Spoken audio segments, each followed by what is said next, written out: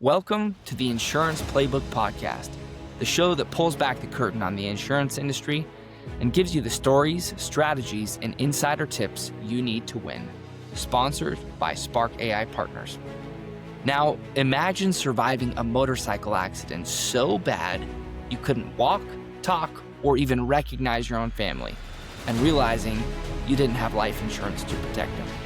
That was the wake-up call for today's guest, Dylan Priest, who's a salesman through and through. From that moment, he turned his sales skills into a mission, helping families protect their future and building a thriving insurance agency along the way. We're glad that you're here. Hey guys, welcome to another episode of the Insurance Playbook Podcast. Today, I have Dylan Priest on. Now, Dylan, how long exactly have you been in the industry?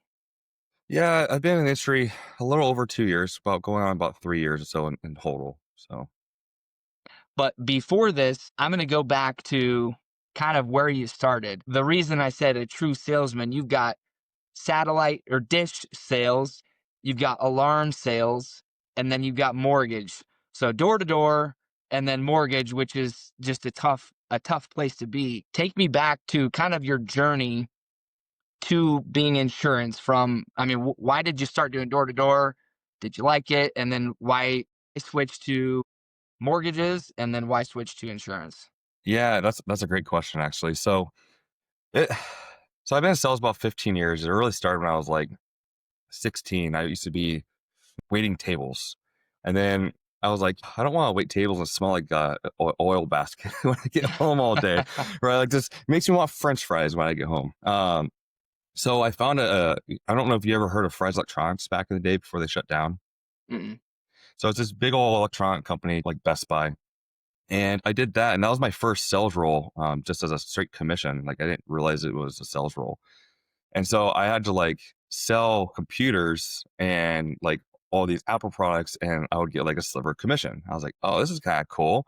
And so I got my really like when I was like 18, my first little taste of you truly get what you put in for effort and you're not held to a salary. I was like, oh, if I just work harder and got really good at talking to people, I can make a lot more. And if I'm strapped for cash, I just double down on my effort, right?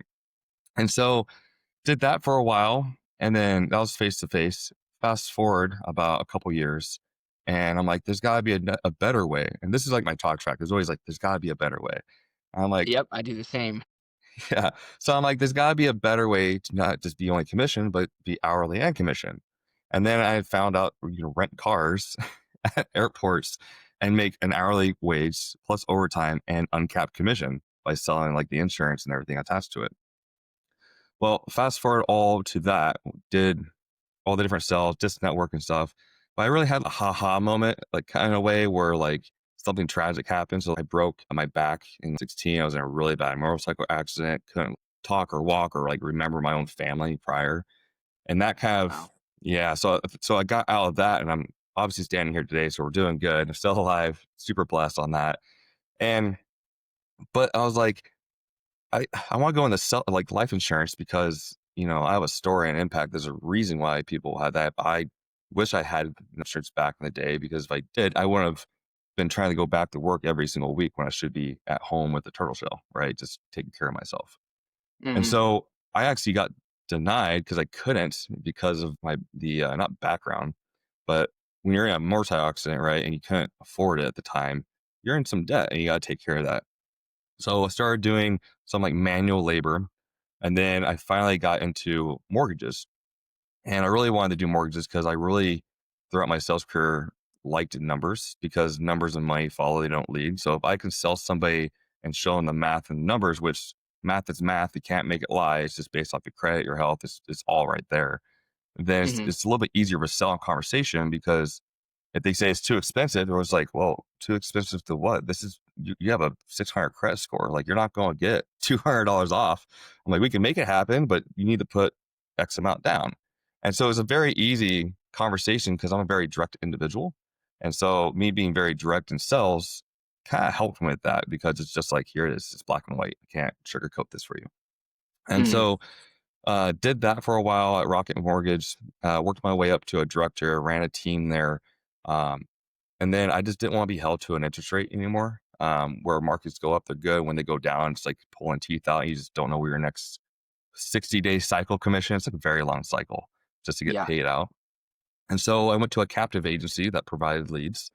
And I realized, wow, this is great. But like, why am I calling these people for hours upon hours, like to tell them about their veteran benefits to hopefully they get on a cell or on a Zoom call that I'm still strapped to a computer, right? To like having the worker on a schedule to be back here, they'd be on a Zoom call for like an hour to like maybe tell them that their insurance is better or not. And so took a break from that, went back to mortgages, did that for a month. I'm like, yeah, don't want to do that for sure, right? Again. And Yeah.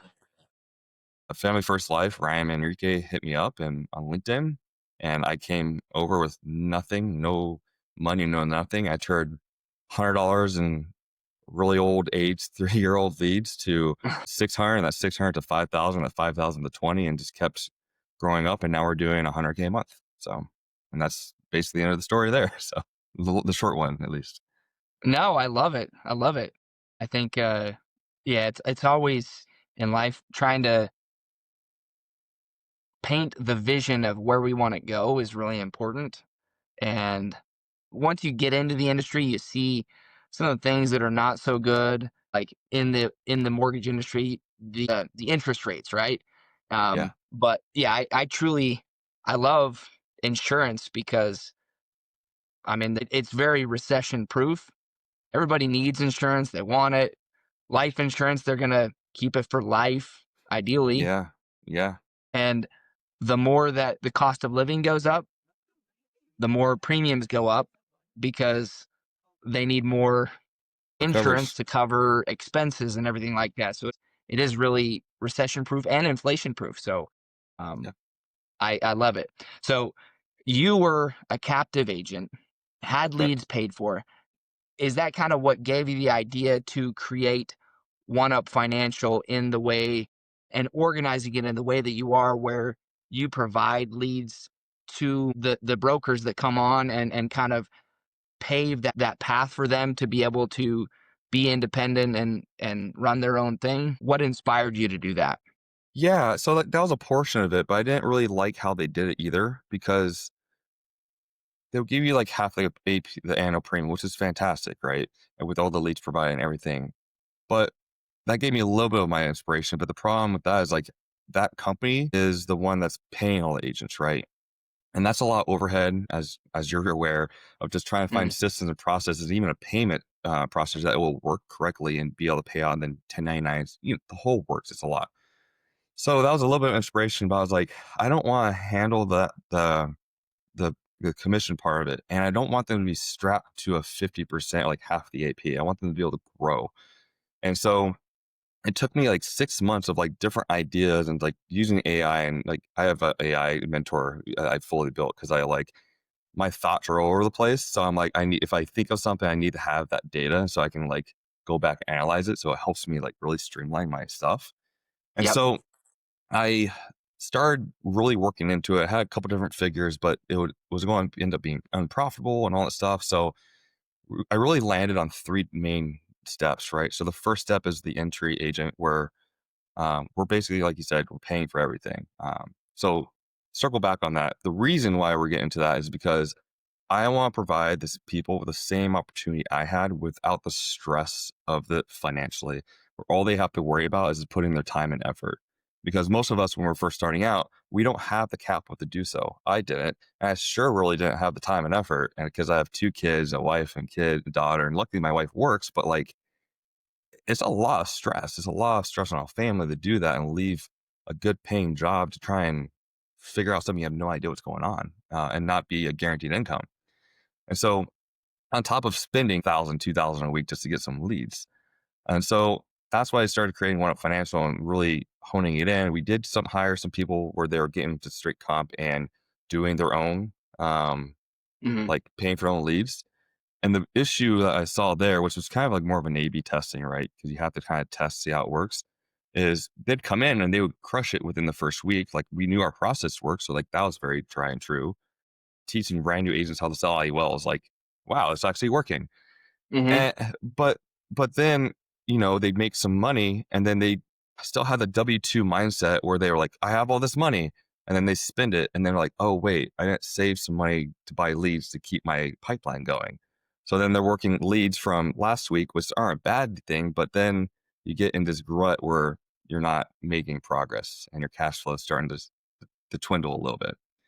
And so I stopped hiring for a year and really started honing the processes a little more and thinking of like how we can get people into the industry because as you're aware, people already think like there's no way this guy is making 7,500K a month. There's no way they're making 500,000-600,000 a year by doing life insurance. It's a scam. No, it's not a scam. It just takes a lot of time and work and effort and some money because you're running a business. So that's why I started this was so that way we can truly provide people with the opportunity to come in and not worry about anything but time and effort. So that's why we pay for all their licensing. We pay for all their study materials.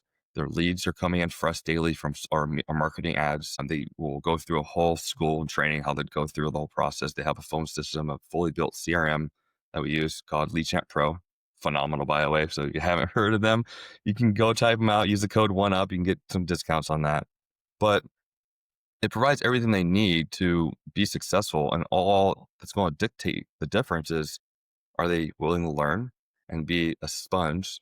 Are they willing to put in the time? Are they willing to put in the effort to better themselves and see a year from now and look back going, wow, I used to be a waitress making $5 an hour and maybe some commission or some tips, but now I'm making what I used to make in a month, in a day or a week.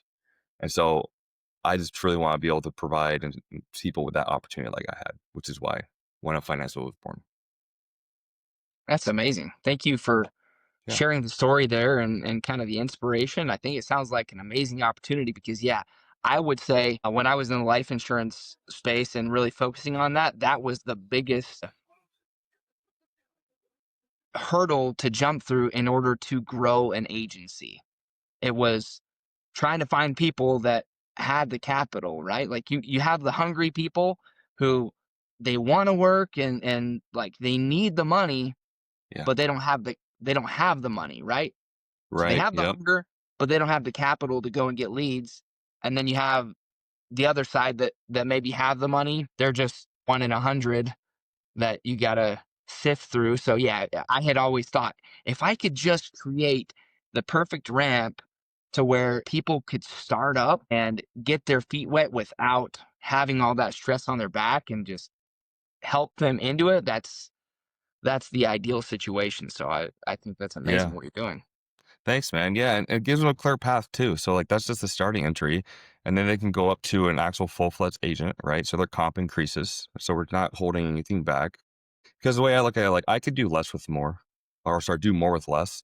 I don't need to be greedy. Or some people are making these massive spreads. I'm like you rather make 40-50%, but I'd rather make 10. So that way someone has the opportunity because 10 is better than nothing, and give someone an Sure. opportunity. And then so they'll graduate, they'll get a comp increase, and they can have the choice to keep working our leads and just being happy where they're at and not having the stress, or they can provide. Now we show them where we give them the same lead vendors we use, same systems, everything, and they can start having their own, business and start growing their own leads, get into that mindset of like paying for their own leads and increase their comp. And then once they've done that for a couple months, they graduate to our agency builder program if they choose to. We're not going to force them to recruit, but if they choose to, and then they get a higher comp increase, and now they have all the systems to play. And then guess what? They rinse and repeat right into our same system and funnel that we use to train people. And now they're growing their own business, and now they're an entrepreneur. So we're literally giving the step-by-step process of what I went through and all the crazy trials I went through so they can learn from our mistakes and not have to go through all the crazy turmoil. So Absolutely. Well, you must be pretty confident about your process and training for you to be able to provide that for them. If you don't mind sharing, what would you say you, as far as the sales process, what do you teach your agents? Just a brief overview, obviously not, doesn't have to be sure. super granular, but what does that process look like to sell an IUL or what do you train them on? So we have a script that I spent quite a while perfecting and tweaking. So our whole process is like first, you gotta make calls, right? You need to make at least 200-300 calls a day, really just to kind of set appointments or even like do some one call closes. But the way the whole process work is we're not product pushers. We're not selling anything. we're providing a service to our clients and we're educating them. And that way, when we're going through everything with the IUL, we're simplifying it in an eighth grade reading composition. So even my own daughter can understand the process of how it works. We're not using crazy loud jargon. We're literally just educating the client and just yes before knowing. And if they give you an objection, it's fine. Just you want to acknowledge it, then you respond to it, and then you just pivot on to the next thing that you need to do and go keep going through the information. Where a lot of salespeople are trained to just be like, hey, here's the XYZ benefits. Like, do you like it? And then they're like, no, I got to think about it. Well, of course they got to think about it. You didn't provide value. You didn't give any have like referral or not referral, but like you didn't give any value as far as like building a relationship with them. You didn't give what's their problem? Why do you even need this? Like you're not asking open-ended questions. So and when we bring people in, if they're not licensed, they won't do anything but study for the test, right? They have 21 days to pass.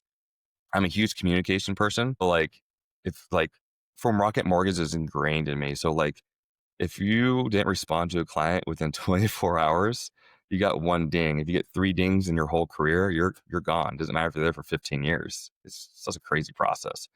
But it instilled huge communication in me. So we do the kind of the same thing, but not as intense. But we just go through a very rigorous training. So it's like they'll first go through their study materials, and their whole reason is just to pass the test within 21 days.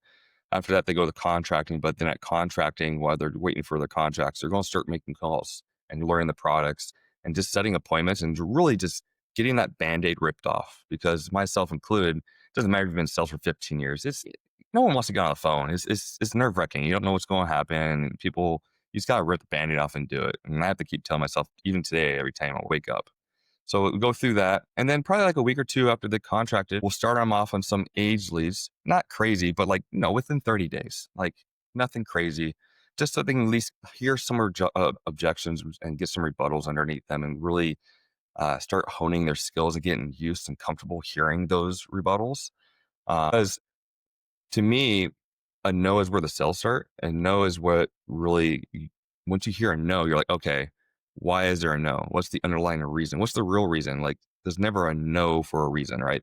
They want the product. It's either they don't say no because they don't like you, or they're saying no because you didn't give them a value for the product, but they're interested in some form of it because they saw it was online. So I don't think there's anything called a bad lead. Then after they, did that for a couple months, they're got their skills in because we do daily role plays in the morning, objection trainings, and we have a whole school that we're built out that goes through each step too. Then they can graduate to new leads, and then they start having a pool of leads coming in from day one. So every day, fresh leads are coming in, and they can work a giant pool, and they get a client on the line, it schedules it in their name, and then they work that lead, and they build their own pipeline and build their residual income and their bonuses, and just keep scaling from there. Absolutely. Yeah. Yeah. I mean, ultimately, they got to grind their teeth a little bit at the beginning. And I've seen that as well. People, they weed themselves out. Mhm. You'll have some that don't like it and they give up. And then other people bust through it. What would you say the biggest determining factor is for those successful agents? Is there like a quality or a trait or Yeah. disposition? Yeah. So I look more for people like myself, but not into myself, right?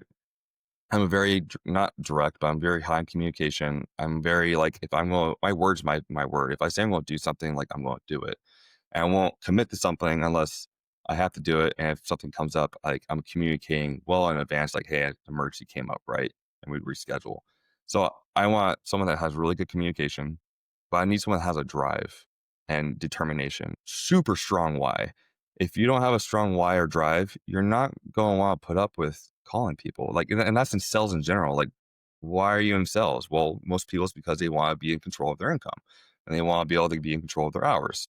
Um, so like you have to have strong why, strong drive. And I know people are not going to be as high on standards of where I'm at with myself because I hold myself to a really high level. And I'm never going to hold people to my level because my level is way higher than is abnormal.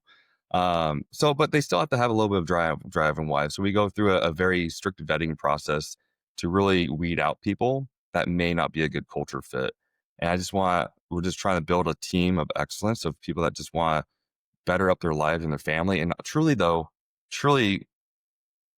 just serve people, because people need this.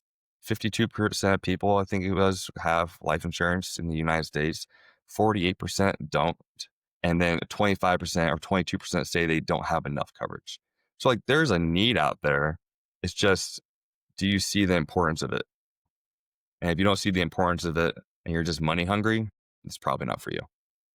Yeah, I can totally get behind that. It's all about conveying that to them. And insurance is something that is not, you'll never touch it, taste it, smell it, hear it. Now, living benefits make it more tangible because you Yes. can kind of use it while you're living, but it's selling the emotion, really, the feeling that people are going to have, um, when their loved one passes away. But you mentioned you like selling numbers. You're a big Yeah. numbers guy. That helped you in finance, with mortgages and then also in insurance. How do numbers or emotions play into selling an IUL specifically? Yeah. So I have this saying ingrained in me where numbers of money follow, they do not lead. You So said that. I heard that. yeah. So basically, it's if you have a whole lead. So this is part of the numbers thing. If you're not good at sales, then you have to have volume. Because if you have volume, you're literally negating you failing. But if you have really good skills and then you have sales skills and volume, then you're like, you can really do some crazy things. But when I first started out in insurance, we were doing your general life, some final expense. And to me, when I was doing those calls, it wasn't too bad because it's still based off health and age, which gives you a very specific policy premium. And then having 70 different carriers, you get to kind of go, cool. So this gives you XYZ benefits for X amount of money. And it's the least expensive compared to all the other carriers, right? Where what happened when I pivoted away from that, and I think it was truly like a good sign, is because our lead flow dried up because we were using some vendors at the time. And this was like 2 years ago. And so one person said something in a conference, and then everyone there started grabbing those leads. So we were waking up 4 a.m. just to hopefully get 20 leads. And I'm like, man, guys, this is like Oh, killing me. How are we doing this? So, yeah. uh, so then I really started I'm like, all right, I don't want to be held to this again. It's like being held to a mortgage rate. I'm like, I'm going to take things in my own hand, create them, and start doing a marketing company and marketing our own leads. Because one, it really got me knowing how to do it. So if I had to hire somebody, I knew what to do. And I try to do everything myself to the extent. So I know if something breaks, I can fix it or do it myself. And if I have to hire for that company, well, I know I'm not going to get screwed over. And if they know more than me, then I know I'm probably in a pretty good position to hire them. Um, but with the numbers thing, circle back around. Sorry, I got ADHD. So the circle back around the numbers thing is I started really learning IULs and annuities because I can spin it and not talk about death all day or not only protecting, but it's more of a investment, type of insurance. So I call them investment grade life insurance policies because I get to talk about how people can protect their retirement or grow retirement and use it tax free and penalty free, or use it to increase their revenue by buying properties and having that $1 work 3 different ways, or even just moving their retirement over and giving them a bonus. So I really focused on IULs and started niching down because I started telling myself, well, with all my past experiences, I was doing well because I was niche. With life insurance, when I first started, it was very broad because there's so many different products. And so I'm like, hey, back 2 years ago, there's no one talking about IULs at this time. There's no one really an expert in it. They're just kind of still in final expense general life. I'm like, I'm going to make it my priority to learn everything I can about this product and become an expert in this niche.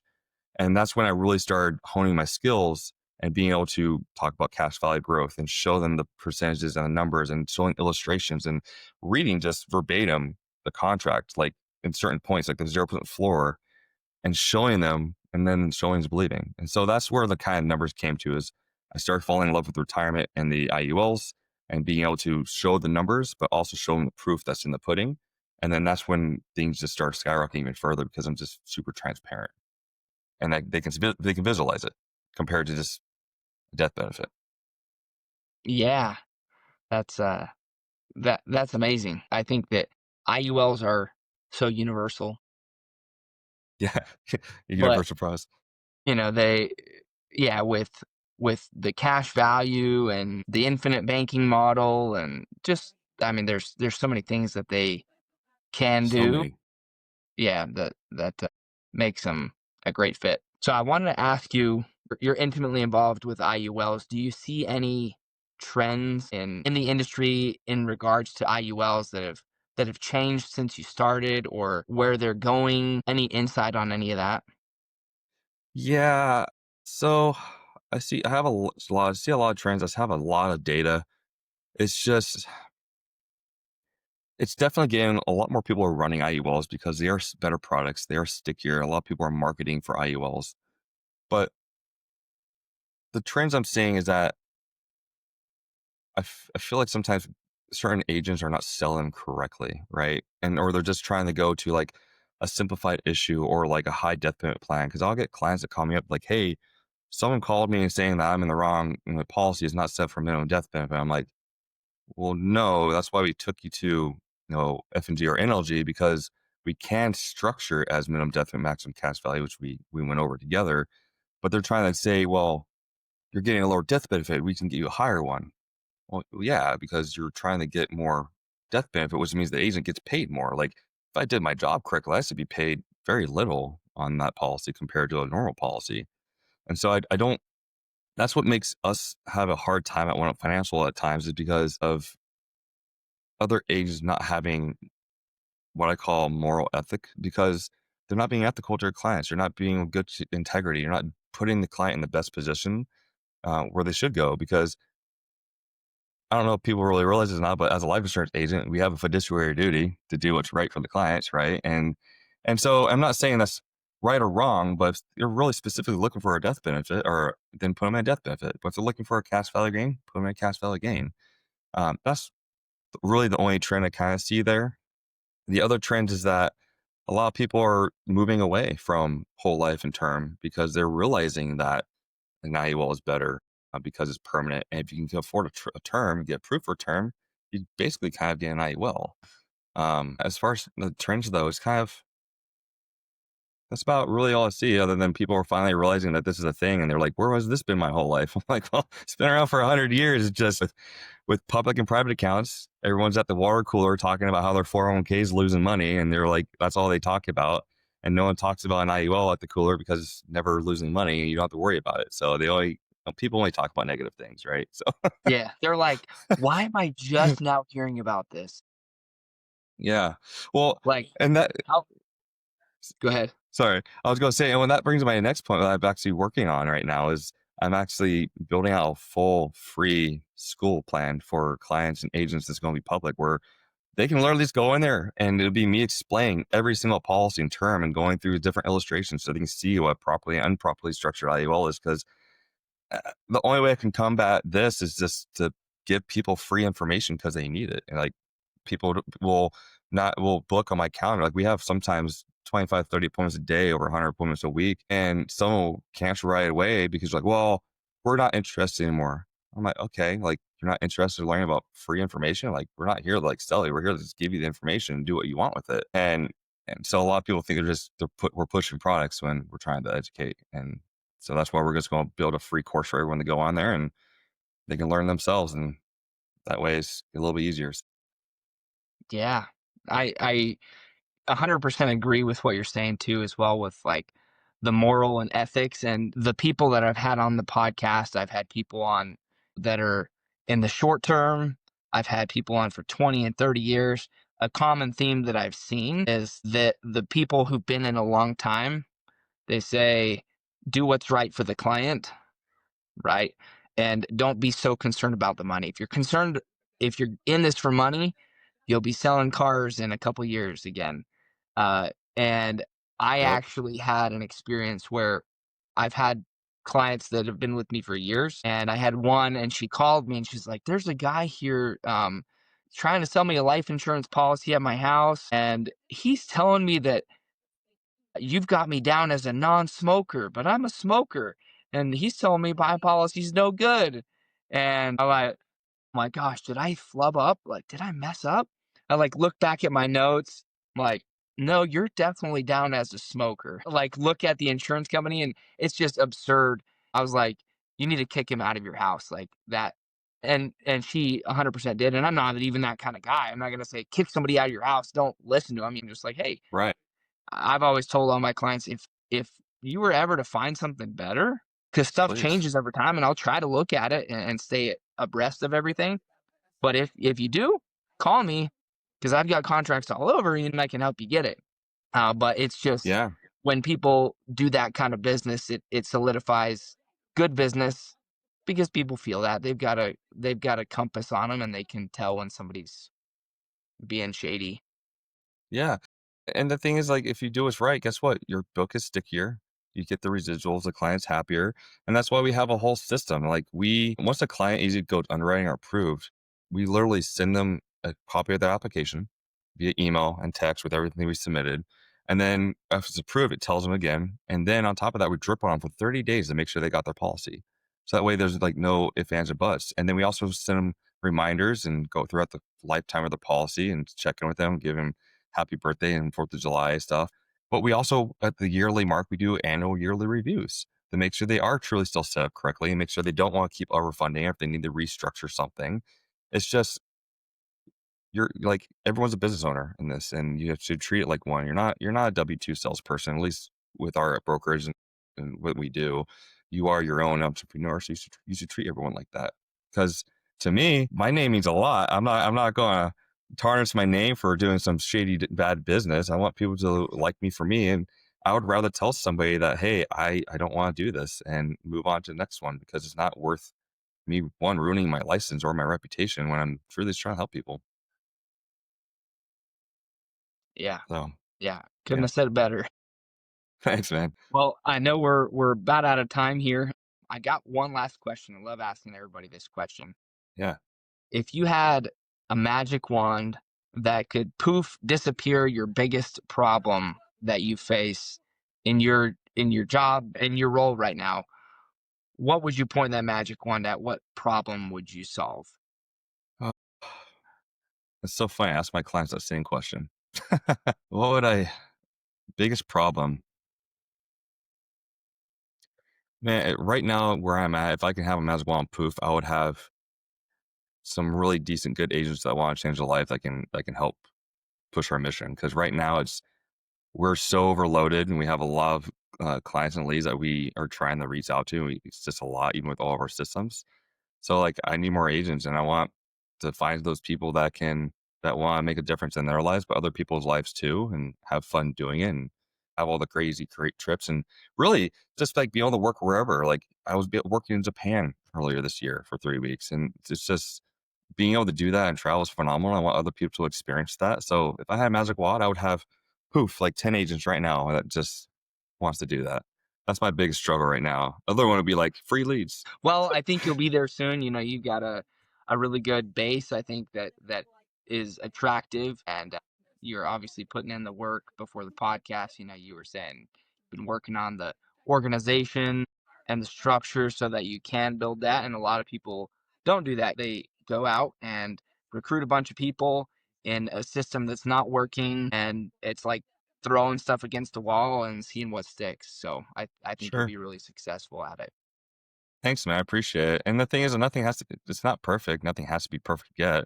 It just has to be ready. And then we can make little tweaks as we go. But appreciate it. Thanks, man. Absolutely. Absolutely.